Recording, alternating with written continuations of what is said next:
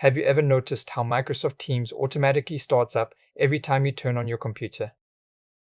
This can be a bit of a hassle, especially if you're not using it all the time or if it's slowing down your startup process. In this video, I'll show you 2 easy ways to stop this from happening and manage the Teams app on your computer. The first and most common method is to disable Teams from your startup applications. The easiest way to do this is by opening your Task Manager.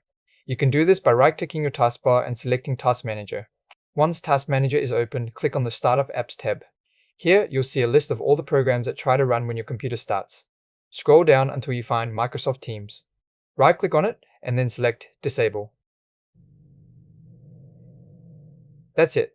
The next time you restart your computer, Teams will not launch automatically.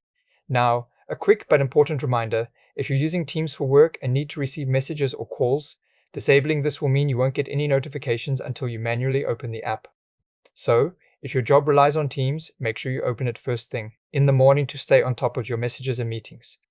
The second option is for those of you who barely use Teams at all. Maybe you only installed it for a single meeting in the past and now it's just taking up space.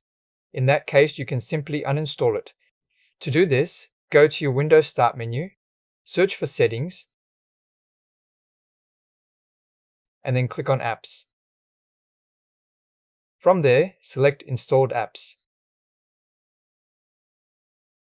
You can use the search bar to quickly find Microsoft Teams.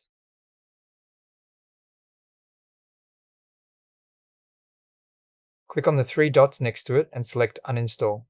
So, whether you want to prevent Teams from starting up automatically or remove it completely, you now have the tools to manage the app on your terms. This can help improve your computer's performance and give you more control over your digital workspace. If you found this video helpful, be sure to give it a like and subscribe for more useful tips.